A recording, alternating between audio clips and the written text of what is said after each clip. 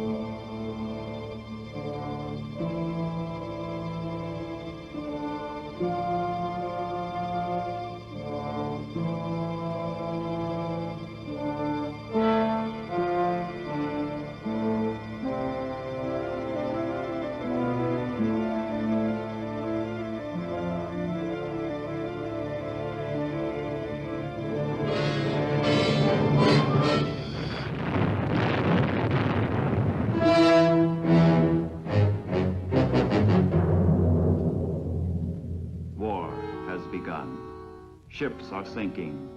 Men are dying. It is September 1939. While German panzer divisions race toward Warsaw, the German Navy, powerful, efficient, its morale high, prepares for a greater, more decisive struggle, the Battle of the Atlantic. Hitler's admirals know that command of the sea means the death of Great Britain and victory in Europe. They also know if the stronger Royal Navy bars the way on the surface, victory may be won in the depths. At the outbreak of war, they begin expanding their U-boat fleet by as much as 1,000% a month. Germany's ablest scientists and technicians concentrate on perfecting the submarine, multiplying its range and deadliness. For fascism to survive, it must kill. The time has come, and Hitler hurls his U-boats into the Atlantic to ravage and destroy. The elite of the Nazi Navy, its best commanders, its most highly trained crews, man the submarines. To them falls the crucial mission of isolating Great Britain, of severing the arteries that feed her. If enough of England's ships are sunk, the issue will not be in doubt. England starves, Europe dies. As war begins, England expands her now hopelessly inadequate merchant marine. In addition, hundreds of escort vessels are desperately needed to protect the cargo ships. For months to come, they will be pitifully few.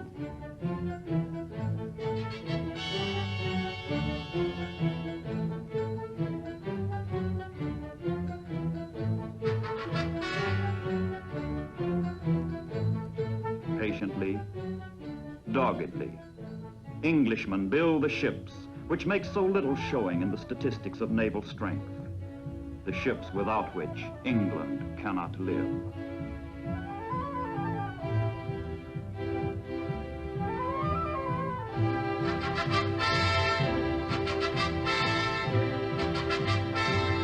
Canada's men and material enlist in the cause of decency and survival. Canada is quick to act with all her means. Precious goods from her farms and arsenals are loaded aboard ancient, poorly armed merchant ships.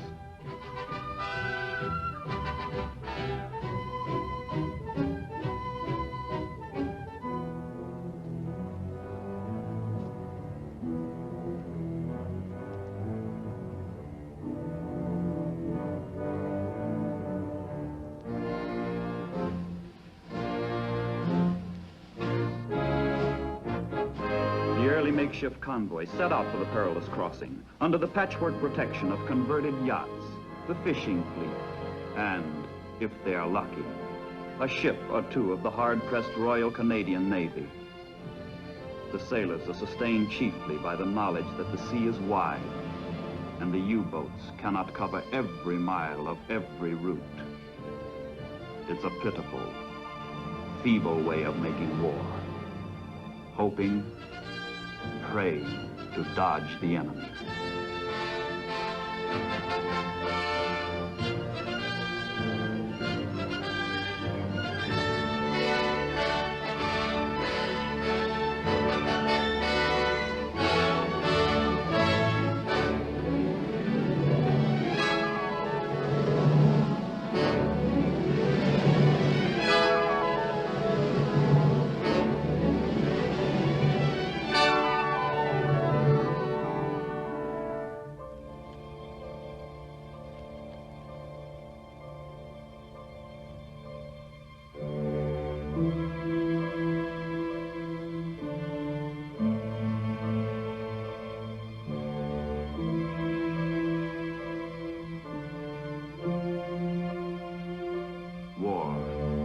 tedious, boring.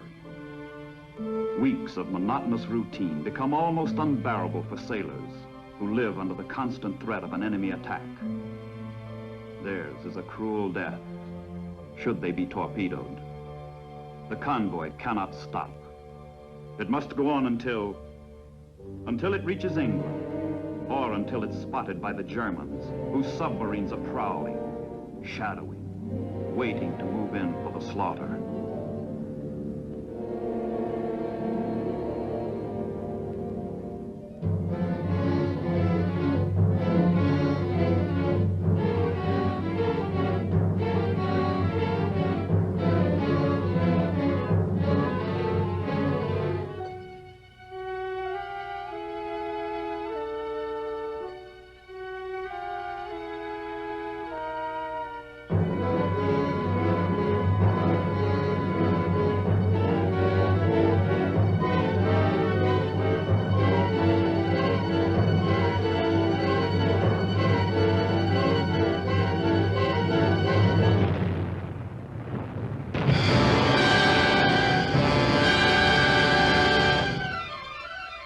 Feeble escorts fight back, but are seldom effective. How can World War I equipment cope with World War II submarines? But the subs must be fought.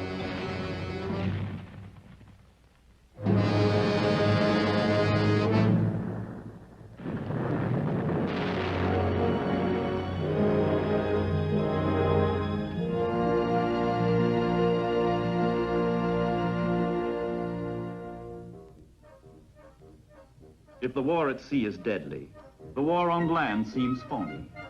The blitzkreig is on, fought with propaganda balloons and leaflets, slogans and serenades.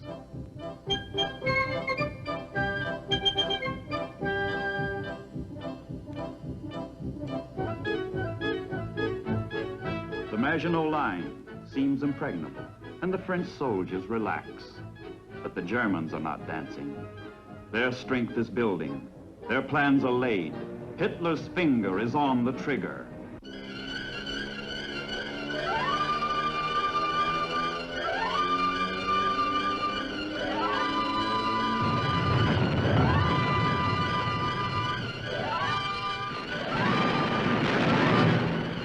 Holland is crushed.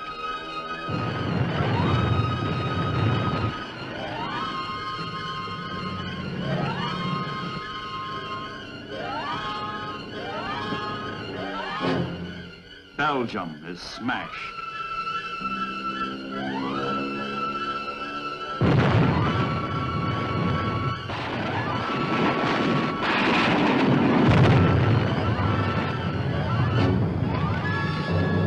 France is broken.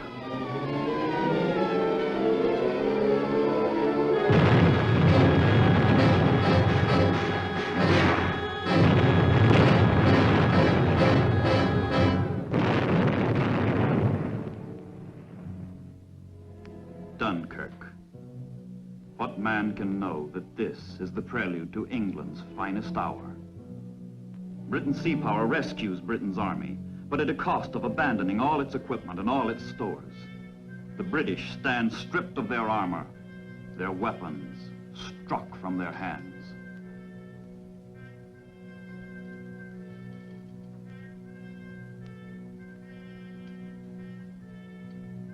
It is the hour of catastrophe. It is the hour of the brown triumph.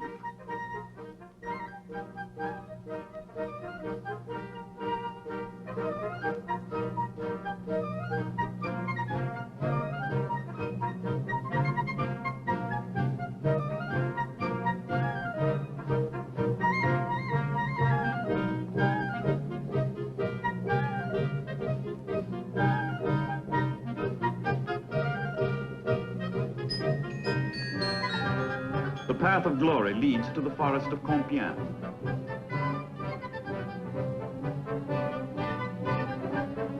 With vulgar histrionics, the Nazis staged France's humiliation in the same railway car where the Germans capitulated 22 years earlier.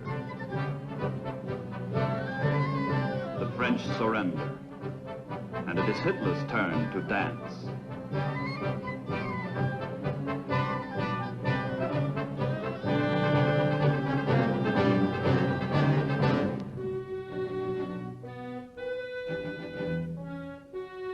But conquest ends at the English Channel, where sea power blocks the way. Yet, with the French ports in German hands, the striking power of the Nazis grows enormously. The enemy moves into powerful new positions that menace England's very shores. Now the submarine bases are a mere night's run from the ship lanes that sustain England's life. Now the U-boats are at England's throat. 6 weeks of blitzkrieg has made them 10 times as dangerous as before, 20 times as potent.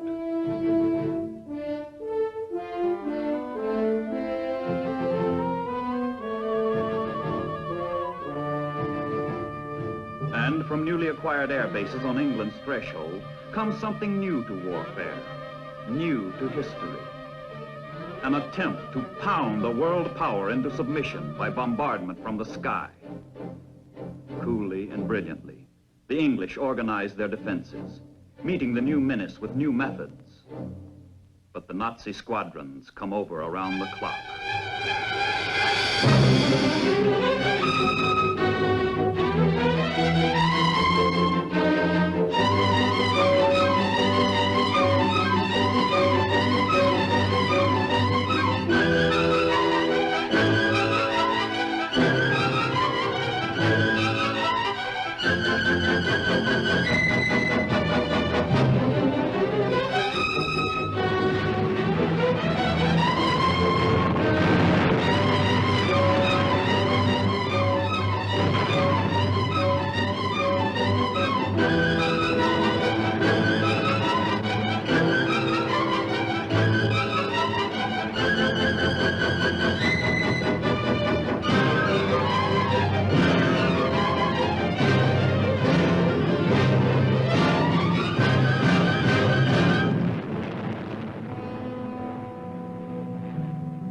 By caring not how she expends her blood, sweat, and tears, England stands firm. Hitler does not force her to her knees. A democratic people wins the Battle of Britain. But for Britain's leaders, the situation remains desperate. If freedom is to survive in the old world, the new world will have to act. In America, public opinion is slowly, surely forming. The issues are becoming clear.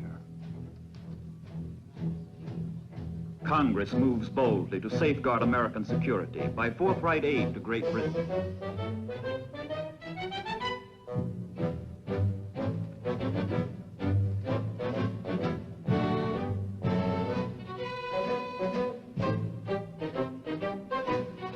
The British Navy needs destroyers, needs them badly.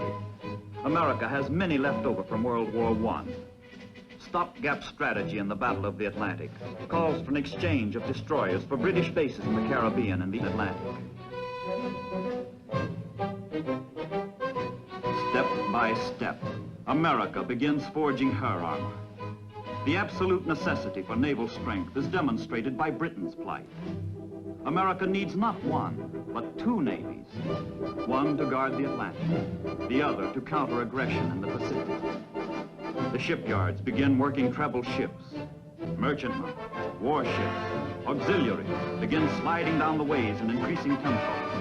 All-out production becomes the goal throughout the land. The pace of preparedness quickens.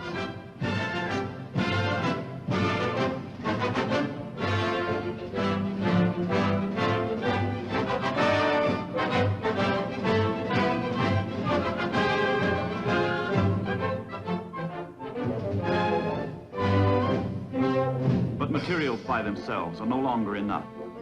From coast to coast, the barracks go up by the thousands to receive draftees by the hundreds of thousands. Far-off areas become vital to the United States. Greenland lies at the crossroads of the North Atlantic. In May of 1940, she asked United States protection.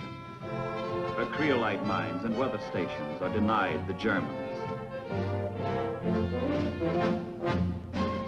American Marines move into Iceland a year later, relieving the British garrison there. The Leathernecks forestall the German threat. Whoever possesses Iceland holds a pistol pointed at England, the United States, and Canada.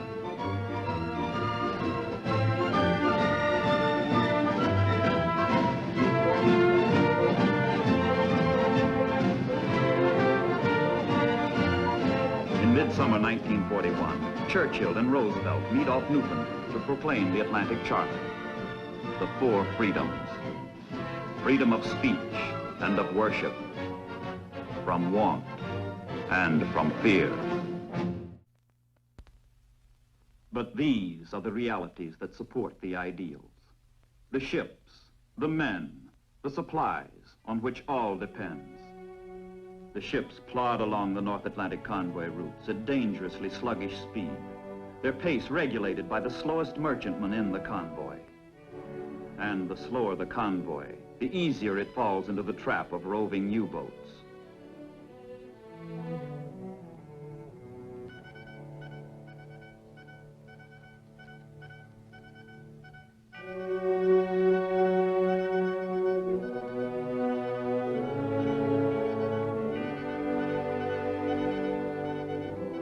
The shortest course to Europe lies across the North Atlantic.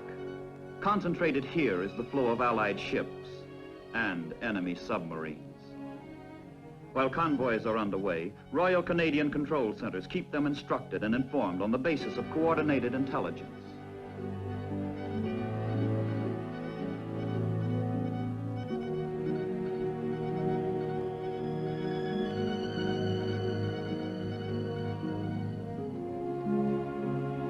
At sea, protection is weak, the menace grave. Around the rim of the convoy, the escort vessels keep station, herding the merchantmen toward their destination. In September 1941, the United States Navy joins the British and Canadians in protecting the convoys half their way across the Atlantic. American sailors are in the shooting war, though their country is not.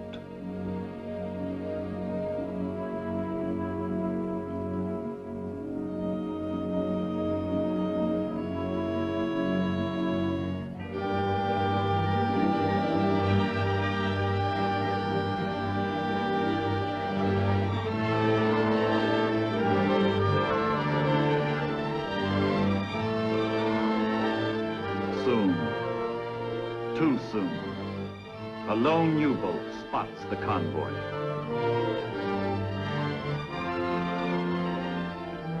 Its mission is to plot the convoy's course and speed and relay the information by radio to German naval headquarters on the French coast.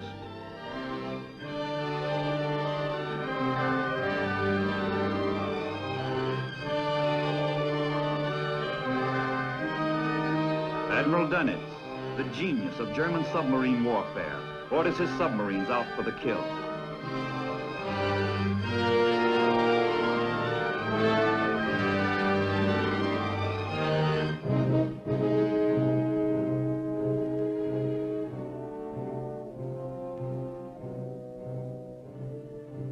The U-boats in the area of the convoy are alerted and directed to an assembly point where they coordinate into a unified striking force known as a wolf pack. The pack rendezvous for the attack.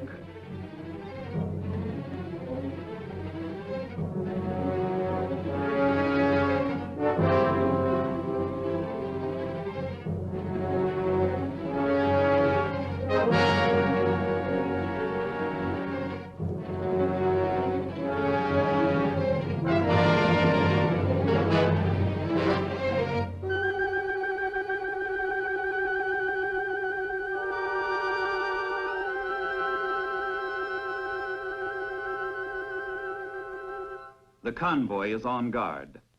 Sonar, ASDIC as the British call it, sends a sound wave into the depths, searching for a return echo from the enemy.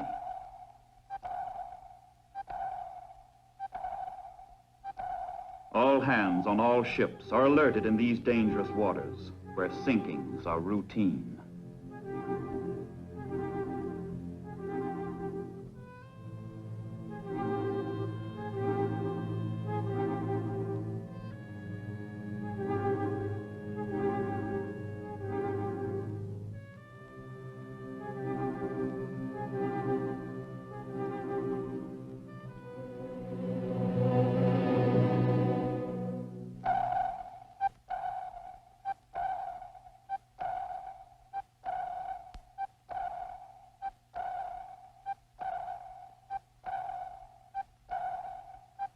Contact.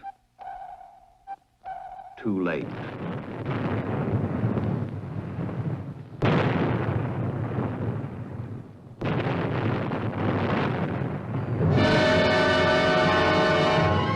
At your battle stations.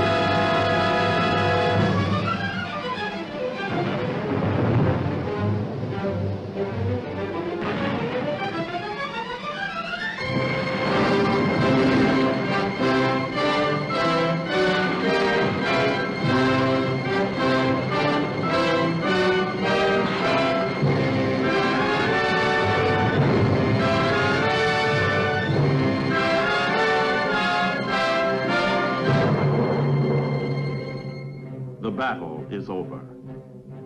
Home are the victors, home safely from the sea. They have brought England a little closer to starvation, closer to defeat. Triumph and glory are theirs.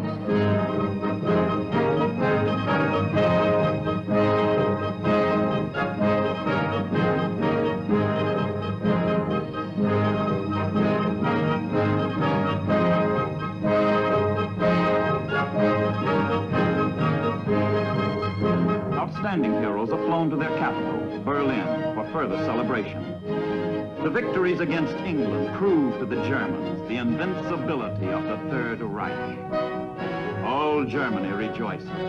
All Germany honors its undersea sailors.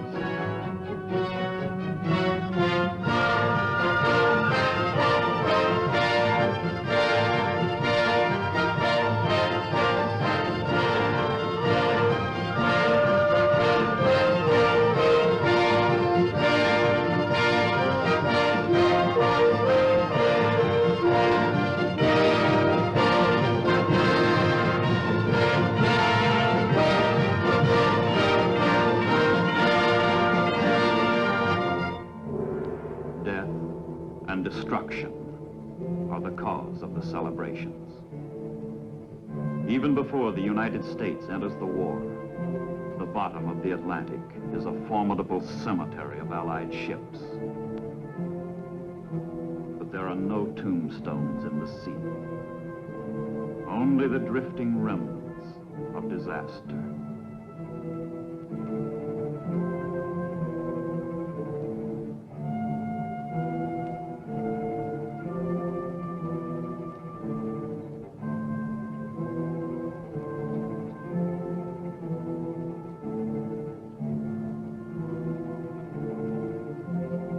And this is just the beginning.